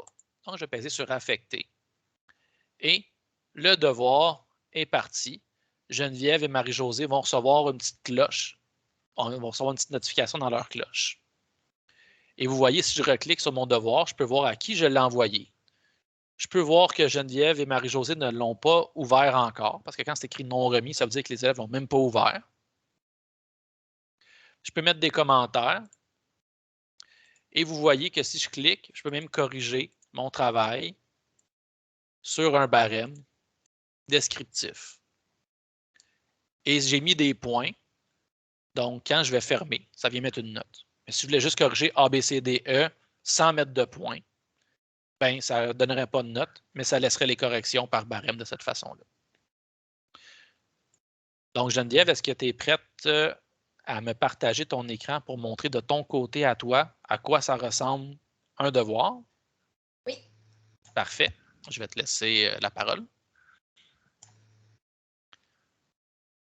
OK. Premièrement, j'ai reçu le devoir, je le reçois à différents endroits. Je vois ici dans l'activité qu'il s'est passé quelque chose. Si je vais voir dans mon activité, je vois que j'ai reçu un devoir. Ici, si je retourne dans mon équipe, j'avais aussi une cloche sur devoir qui est ici. Et dans le fond, je peux passer par activité pour aller à mon devoir. Je peux aussi passer par l'onglet dans le bandeau de gauche complètement là, sur devoir ou dans mon équipe dans devoir. Il y a 3 endroits où l'élève va retrouver son devoir. Disons que moi, je passe par mon équipe et je vais dans les devoirs ici. Là, je vois que j'ai un devoir qui est en retard, mais j'ai un autre devoir que Kevin vient de m'envoyer. Ici, j'ai mon document de référence qui est ma consigne. Ce document-là, je ne pourrais pas le modifier. Est-ce que je peux l'ouvrir, celui-là, Kevin? Oui, tu peux l'ouvrir. Ça ne dira pas grand-chose à du monde, mais... Donc là, dans le fond, ici, c'est ma consigne. Je ne suis pas capable d'écrire dedans. Si je ferme, j'ai maintenant réponse du participant. Celui-là, je vais être capable d'aller travailler directement dans mon document Word. Et là, je peux aller écrire. Je fais mon devoir. Bon, l'élève. J'ai terminé. J'ai fait mon travail, il est correct, il est à mon goût, je fais fermer. Là, l'élève doit absolument remettre le devoir à son enseignant en cliquant sur « Remettre ». Puis, on a toujours une petite animation qui dit que le devoir a été remis. Fait que maintenant, est-ce que tu veux aller montrer de ton côté, oui. Kevin? Exact. Donc, je reviens dans ma fenêtre. Mon partage fonctionne, Geneviève? Parfait. Oui. Donc, je suis de retour dans ma fenêtre. Je vais aller voir mon test de devoir. Et là, je vois que tout d'un coup, Geneviève Archambault, elle l'a remis. Donc, je peux cliquer dessus et aller voir les traces qu'elle a laissées. D'accord? Je pourrais le corriger avec une différente couleur, etc., etc. Je peux venir changer sa note si je veux. Ah, là, tout d'un coup, elle l'a remis, ça vaut un A partout. Ça y fait une note sur 100, c'est parfait. Et je peux lui retourner. Retourner, ça va lui renvoyer son devoir. Mais comme la date de remise tardive est autorisée, Geneviève pourrait encore le modifier, le retravailler. OK?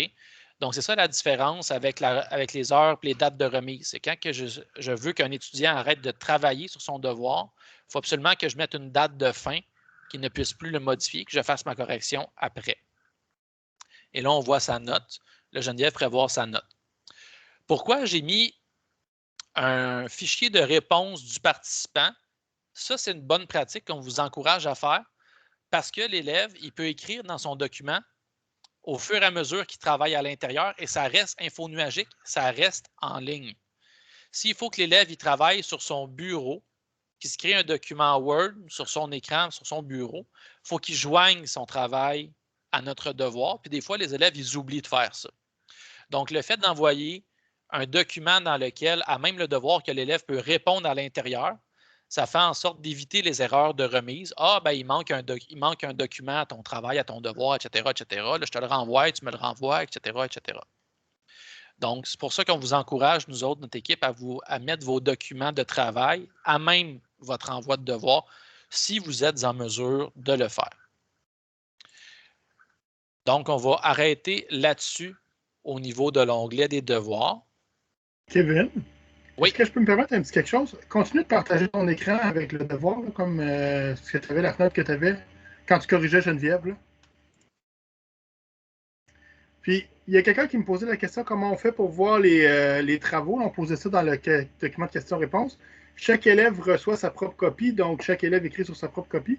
Puis, ce qui est le fun, c'est qu'en haut à droite, il y a un menu avec les noms des élèves. Fait que vous pouvez naviguer directement entre les élèves ou même utiliser les flèches à droite, à gauche pour voir rapidement vos élèves un après l'autre. Fait que c'est plus rapide pour corriger. Là. Fait que vous n'avez pas besoin d'ouvrir un fichier, télécharger un fichier. Vous avez juste à naviguer sur les flèches. Puis c'est rapide, vous passez d'un à l'autre. Puis si des fois vous voulez comparer des trucs, ben c'est facile de revenir aussi. Là. Puis là, j'ai mis une note à Geneviève. Donc, si je vais voir dans mon équipe test, dans ma section évaluation, ben là, on va voir que Geneviève est rendue avec une note pour ce travail-là.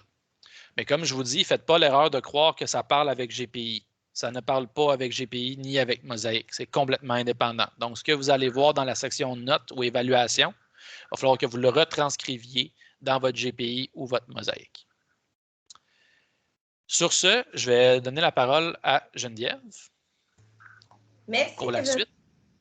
Maintenant, une partie très, très, très importante, c'est la gestion de classe. Puis, on a quelques questions qui sont apparues dans le document de réponse tantôt.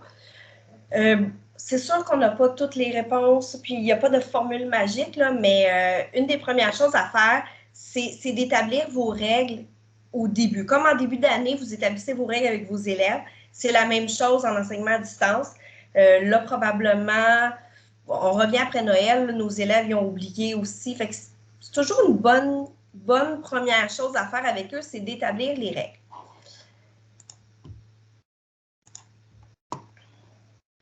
Et là, maintenant, est-ce que le partage d'écran fonctionne bien? Oui, merci. Première chose, c'est de voir avec... Oups, non. Je vais attendre. Moi, je le vois ton partage, Geneviève. Moi aussi. Parfait, super. La première chose, c'est de faire avec eux la netiquette. La netiquette, qu'est-ce que c'est? C'est les règles en visioconférence. Quand on vous allez enseigner à distance, c'est pas parce qu'on est à distance qu'il n'y a plus aucune règle et qu'on fait ce qu'on veut. Vous avez ici 2 affiches, puis inquiétez-vous pas, le document, on vous le partage à la fin de la présentation. Vous avez 2 affiches qui rappellent un peu les mêmes choses, sont juste différentes. Fait que dans le fond, c'est des règles à respecter quand on est en rencontre vidéo. Puis, bon, elles sont aussi bonnes pour les élèves que pour les enseignants. Dans le fond, c'est être ponctuel. On s'habille. On ne mange pas pendant son cours. Hein, c'est comme si on était à l'école, dans le fond. Puis, ça, c'est des règles que vous pouvez retravailler ou présenter telles quelles à vos élèves. On a aussi un site qui s'appelle c'est Sitnum.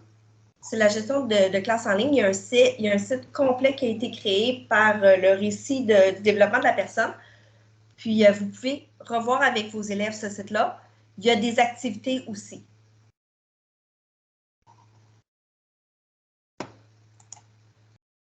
Ensuite, vous devez respecter certains seuils minimaux d'enseignement à distance. Okay? Là, je vous les présente rapidement. Évidemment, selon le niveau d'enseignement, ce n'est pas le même nombre d'heures d'enseignement à distance que vous devez faire. Oui, vous allez recevoir tous les liens. Par exemple, au préscolaire, on parle de 11,5 heures d'activité de formation et d'éveil en groupe. Ça veut dire que vous êtes avec vos élèves 11,5 heures par semaine en visioconférence. Vous devez fournir à vos élèves 2 heures de travail autonome dans la semaine. Okay, travail autonome, préscolaire, on s'entend, aller avec le niveau de vos élèves. Puis, vous devez être disponible 2,3 heures par jour pour vos élèves s'ils ont des questions à vous poser. Si on monte au secondaire, là évidemment, ce n'est pas le même nombre d'heures pour chaque niveau. Si on monte au secondaire 4 et 5, les élèves devraient recevoir 15 heures d'enseignement par semaine. Ils devraient avoir 7,5 heures de travaux autonomes à faire par semaine. Et là, vous êtes plusieurs enseignants enseignant à vos élèves. Vous devez vous entendre. Et un enseignant devrait être disponible 5 heures par semaine pour ses élèves pour répondre à leurs questions lorsqu'ils en ont. Geneviève, je peux juste faire une parenthèse là-dessus? Oui. C'est sûr que nous, là, on n'est pas gestionnaire d'établissement, d'accord? Nous, on vous fait un rappel de ce qui est envoyé par le gouvernement. Pour toute question spécifique concernant les spécialistes, les orthopédagogues, toutes les autres choses, le DEP, la FGA et tout ça, référez-vous à votre gestionnaire. Ça, c'est une capture d'écran qu'on a pris du site web du gouvernement du Québec, juste pour vous rappeler puis pour vous redonner la source aussi. Mais pour toute question très spécifique concernant votre tâche, on vous réfère à votre gestionnaire d'établissement à ce sujet-là. C'est bon. Merci. Ça répond d'ailleurs à certaines questions qu'il y a dans le clavardage en ce moment. Maintenant, en enseignement à distance, on ne peut pas faire en enseignement à distance exactement ce qu'on ferait en classe parce que nos élèves décrochent. Fait que là, je vais vous donner des petites pistes. C'est des choses que vous connaissez déjà, que vous savez déjà. C'est seulement des simples petits rappels pour engager un petit peu plus vos élèves pendant qu'ils sont en enseignement à distance. Une des bonnes pratiques serait d'avoir un plan de travail pour vos élèves. Le plan de travail va aider vos élèves à s'organiser ou les parents de vos élèves, si on parle du préscolaire ou premier cycle, du primaire. Ça peut être tout simplement un tableau fait dans Word ou un PowerPoint ou il y en a qui utilisent un Padlet. Peu importe, là, c'est un tableau où on organise le temps des élèves. On leur met le plus d'informations possible sans en mettre trop non plus. Ce que je veux dire, c'est qu'est-ce qu'ils doivent faire à quel moment, puis quand sont les cours que vous allez leur offrir. Fait que le plus précis possible, un tableau que vous acheminez à vos élèves au début de la semaine. Comme ça, ils savent exactement qu'est-ce qu'ils vont faire, ils se sentent moins perdus. Ensuite, avant le cours, première des choses, assurez-vous d'inviter vos élèves à la visioconférence, puis assurez-vous qu'ils sont capables de s'y connecter. Ça, c'est la première des choses. Vous pouvez même faire un petit test qui ne serait pas un cours pour vérifier que tout le monde est capable de se connecter. Revoyez avec les élèves qui ont eu de la difficulté, qu'est-ce qui s'est passé. Ensuite, avant votre cours, préparez tous vos documents. Pendant que vous êtes en train d'enseigner, vous ne voulez pas chercher le PowerPoint que vous avez besoin. Préparez tous vos documents avant votre cours. Au début du cours, vous savez à quel point le lien avec vos élèves, il est important. Le lien enseignant, c'est ça qui fait que l'élève a le goût d'être à l'école, a le goût de travailler. Au début de votre cours, accueillez vos élèves, dites-leur bonjour, prenez de leurs nouvelles, c'est pas un temps qui est perdu. Prenez le temps de créer votre lien avec vos élèves au début de votre cours. Ensuite, au début du cours, essayez d'avoir un support visuel qui va lui dire à l'élève qu'est-ce qu'il va faire pendant son cours. Qu'est-ce qui est prévu pendant le cours. Toujours au début du cours, on a accueilli nos élèves, ils savent qu'est-ce qu'on va apprendre pendant le cours. Essayez de vérifier les connaissances antérieures de vos élèves. Vous devez enseigner une notion, vérifiez les notions antérieures avant. Vous allez voir si vous avez besoin de prendre un petit pas de recul et refaire certains enseignements avant d'aborder la nouvelle notion. Puis, toujours, annoncer qu'est-ce qu'ils devraient apprendre pendant le cours. Pendant votre cours, la rétroaction, elle est ultra importante. Puis quand je dis rétroaction, c'est pas juste de dire « est-ce que vous avez compris ?» Parce que si vous posez la question « est-ce que vous avez compris ?» Qu'est-ce que vos élèves vont répondre? Oui. Ou tout va bien, on est correct. Puis vous allez avoir peut-être 2, 3 élèves qui vont poser des questions, toujours les mêmes. Poser des questions pour valider la compréhension. Vous avez enseigné une notion, posez une question sur cette notion-là. Puis, choisissez des élèves, pas tout le temps ceux qui lèvent la main, peut-être pas vos élèves qui ont beaucoup de difficultés non plus, là. On ne veut pas les humilier, là, nos élèves, mais choisissez des élèves qui peut-être auraient compris, puis demandez-leur de réexpliquer la même notion dans leurs mots. Ça va vous aider à voir si lui l'a compris, puis ça peut aider les autres élèves un peu plus faibles à comprendre la même notion. Là, ce matin, on a été beaucoup en partage d'écran. Je vous suggérerais d'alterner entre partage d'écran et tâches. Oui, Kevin? Bien, termine, puis je vais prendre un petit moment avant de passer au point 4. Vas-y. Parfait. Fait, dans le fond, là, ce que Geneviève vous explique, c'est maximiser les moments d'interaction avec vos élèves. OK? Parlez pas pendant 75 minutes ou 60 minutes sans arrêt devant vos élèves. Vous allez les faire sauter, décrocher, ils vont fermer leur caméra, ils vont s'en aller. Trouvez des façons, soyez créatifs pour susciter l'interaction dans le respect, dans la bonne gestion de classe avec vos élèves le plus souvent possible, autant affective que pédagogique. Donc, dans le fond, ce que Geneviève a fait, c'est qu'elle vous a donné toutes sortes de moyens, un très faible échantillon de la totalité des moyens qui existent en ligne pour susciter l'engagement et la discussion avec vos élèves, mais faites en sorte de les engager, de les garder avec vous, puis de les tenir présents puis à jour dans votre cours. Donc, c'est ça le point que je voulais faire avec vous là-dessus. Surtout au secondaire, on sait que nos élèves, là, ils décrochent bien rapidement de ce système-là de cours en ligne. Puis, n'hésitez pas à exploiter le numérique. Vos élèves ont accès à un appareil numérique pendant que vous êtes en enseignement à distance. Essayez de faire des tâches différentes avec vos élèves. Vous êtes enseignant en univers social, ou vous devez en faire de l'univers social. Minecraft existe. Vous êtes en français, en mathématiques, il y a Scratch aussi. N'hésitez pas à utiliser le numérique. Vous devez faire une écriture, pourquoi pas en faire un livre numérique avec vos élèves, ou une histoire dont vous êtes le héros dans PowerPoint, tout simplement. N'hésitez pas à faire autrement pour engager vos élèves, pour que ça soit plus intéressant pour eux. Et on alterne entre j'explique et je donne une tâche à mes élèves. Okay? Essayez d'être plus en mini-leçons, puis de faire travailler vos élèves entre chacune des mini-leçons. Ça va être plus intéressant pour eux de couper le rythme comme ça. À la fin de votre cours, renommez ce qu'ils devraient avoir appris pendant le cours. Nommez qu'est-ce qu'ils doivent faire pour le prochain cours. Redites-le, avant le prochain cours, vous devez avoir fait telle chose. Et s'ils ont des questions, comment ils peuvent vous poser leurs questions? Comment ils peuvent obtenir des réponses? Est-ce que vous pourriez même les référer à Alloprof si vous voulez? Mais s'ils ne savent pas quoi faire, ils sont bloqués, qu'est-ce qu'ils font pour se débloquer avant le prochain cours? Et ici, nous avons plusieurs petites ressources. je vais vous partager le document. Vous allez avoir accès à ces ressources-là. Est-ce qu'il y a quelque chose à ajouter, mes collègues?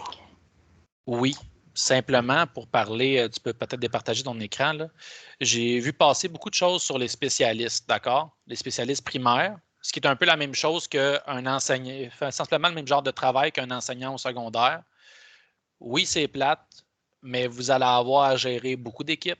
Vous allez avoir à gérer, à planifier beaucoup de rencontres. OK? Ça fait partie des choses qui peuvent se passer. Essayez d'utiliser le numérique pour diminuer votre tâche parce que vous avez 300 à 450 élèves que peut-être que vous allez avoir des interactions avec. Utilisez le numérique pour automatiser vos tâches, pour faciliter la rétroaction. N'hésitez pas à venir à notre conseillance tantôt si vous avez des questions plus pointues, spécifiques aux spécialistes. J'en suis un. OK? C'est facile. J'en étais un. J'étais spécialiste en éducation physique, donc c'est très facile pour moi de vous en parler. Vos conseillers pédagogiques disciplinaires aussi sont au courant de comment ça fonctionne, l'enseignement à distance pour votre spécialité. D'accord? Mais c'est sûr que vous ne passerez probablement pas à côté, surtout au secondaire, de planifier chacune de vos rencontres pour tous vos groupes, puis que ça vous prenne un 15 à 20 minutes par semaine juste pour faire ça. C'est dommage, mais ça risque d'être ça quand même. Même chose pour primaire. D'accord? Donc, il n'y a pas de solution magique ou de solution miracle. On vous a donné les meilleures pratiques que nous, principalement moi et Geneviève, on a vécu l'année dernière au service d'enseignement à distance. Nous, on était des conseillers pédagogiques du service d'enseignement à distance, donc on l'a vécu pendant 1 an avec autant des enseignants que des élèves en ligne. Donc, n'hésitez pas à venir cet après-midi nous poser vos questions, peut-être plus spécifiques sur la pédagogie, l'organisation. Puis, n'hésitez pas à les écrire dans le formulaire de questions-réponses, puis de regarder, de faire le tour de ce qui est écrit là. Ça peut peut-être vous pister sur certaines choses. Il y a beaucoup de réponses qui ont déjà été inscrites. Il en manque peut-être, puis c'est correct. On va le remplir au fur et à mesure. Ça va peut-être se bonifier au courant de la semaine aussi. Donc, n'hésitez pas, puis écrivez-nous. Écrivez-nous. Il n'y a pas de problème avec ça. On va se faire un plaisir de répondre. Et surtout, vous avez des enseignants in dans chacune de vos écoles. Ces enseignants in-là, ce sont nos enseignants disciplinaires que nous, on a des CP en intégration du numérique, si on veut. Ils sont directement branchés avec nous et le rôle des enseignants in, c'est surtout de vous aider dans cette aventure-là qui va s'appeler l'enseignement à distance, OK, pour les prochaines semaines. Donc, eux ont certaines réponses à vos questions. Nous, on va voir les autres. Donc, n'hésitez pas à faire appel à vos enseignants in dans vos milieux. Si vous ne les connaissez pas, allez voir vos gestionnaires. Ils vont vous dire c'est qui. D'accord? Ces gens-là vont vous aider. N'ayez pas crainte. Donc, ça complète mon petit message. Est-ce que, équipe, vous avez autre chose à ajouter là-dessus? On vous souhaite bonne chance. On sait que pour certains, c'est quelque chose qui est nouveau, l'enseignement à distance. Je vous dirais, vous pouvez vous pratiquer à faire des équipes inventées comme celle de Kevin pour pratiquer à envoyer des devoirs. Vous pouvez aussi également pratiquer à faire des visioconférences tout seul pour vous pratiquer à partager votre écran parce que c'est quelque chose qui peut être parfois stressant. Puis, je vais peut-être juste le modéliser. Puis peut-être de planifier en équipe de même matière ou de même niveau va peut-être réduire votre charge de travail pour les enseignements en ligne. Donc, ça pourrait être une bonne pratique aussi. Vas-y, Geneviève. Dans le fond, le partage d'écran, c'est quelque chose qui peut être parfois stressant. Fait que ce que vous pouvez faire, c'est soit faire une réunion avec vos collègues ou en faire une tout seul avec vous-même. Vous allez dans votre calendrier de Teams et dans le haut, vous allez sur « Démarrer une réunion ». Et là, oui, vous démarrez une réunion. Puis, cliquez sur « Rejoindre maintenant ». Là, je ne le ferai pas parce que je vais être expulsée de cette réunion-ci. Vous cliquez sur « Rejoindre maintenant ». Puis ensuite, bien, vous pouvez pratiquer à partager votre écran. Comme ça, ça vous enlève un stress quand vous le faites avec vos élèves. Éric et Marie-Josée, avez-vous un petit mot pour terminer? J'ai vu une question dans le clavardage qui disait est-ce qu'on peut laisser les enfants travailler, les élèves travailler là, Mais oui, on vous encourage à le faire, là, justement, comme Geneviève disait, là, puis ça n'empêche pas que vous n'êtes pas obligé de tout le temps parler, là, vous pouvez les faire travailler puis être disponible pour répondre à leurs questions, comme quand vous êtes en classe. En classe, en théorie, là, vous ne parlez pas tout le temps pendant 75 minutes, là, vos élèves ils font des exercices aussi, ben c'est la même chose. Là. Gênez-vous pas pour. Puis même encore plus, si on veut vraiment les engager, là, faites-les travailler individuellement. Puis sinon, ben, pour terminer, moi je dirais, ayez pas peur, là, c'est pas grave si c'est votre première fois. Vous n'êtes pas des experts en enseignement à distance. Vous pouvez faire des erreurs, il n'y a pas de problème. Si vous avez de la difficulté à partager votre écran ou quelque chose puis que ça vous prend quelques minutes, ben, il n'y a pas de problème. Puis je n'ai pas pour demander à vos élèves. Vous connaissez sûrement des élèves qui sont très bons en informatique. Puis ben, demandez-leur, là, ils savent, ils ont vécu l'enseignement à distance, puis ils vont vous dire là, s'il y a quelque chose, ils vont savoir où le trouver. Fait que, ayez pas peur, puis osez, puis ayez du plaisir, puis ça va bien aller. Là. Puis s'il y a de quoi, ben, on a notre salle de conseillance cet après-midi. Puis sinon, ben, vous pouvez toujours, là, où, comme disait Kevin, parler avec votre enseignant in, puis ils vont pouvoir ou vos collègues. Là. Travailler en équipe, ça va vous aider beaucoup. Puis pour ma part, j'ajouterais, fidèle enseignante du premier cycle, de faire bouger les élèves, ceux qui travaillent avec les petits, là, quand c'est possible, par exemple, travailler les classes de mots. Bon, pour le déterminant, tu fais l'étoile. Pour le nom, tu sautes tu fais 2 bonds dans les airs. Donc, ça active les élèves, ça leur permet de rester engagés. Puis, vous pouvez même le faire avec des plus grands aussi, là, juste de bouger derrière son écran, ça fait du bien. Puis, j'aborde dans ton sens aussi, Éric, là, on se rassure, on n'est pas des experts de la technologie, c'est pas notre rôle de tout connaître, puis on l'explique aux élèves. Moi, je suis en train d'apprendre comme toi, tu es en train d'apprendre, puis ça se peut que je me trompe, puis on va refaire les choses, puis on va s'améliorer ensemble. Donc, soyez zen avec la situation, puis je pense que c'est la meilleure attitude, puis on va rester là, ouvert là, pour vos questions et tout ça, pour vous accompagner là-dedans. Puis pour tous les bugs techniques, il y a le 8888 pour vous aider là-dedans. N'hésitez pas à faire des billets, n'hésitez pas à leur écrire, parce que je pense qu'il faut les solliciter quand ça ne fonctionne pas par moment. Donc, on va... Dans le clavardage... On va arrêter l'enregistrement peut-être avant? Oui. Ah, oui. On va mettre à disposition aussi le document questions-réponses pour que vous ayez accès aux réponses. Il y a des réponses qu'on n'a pas encore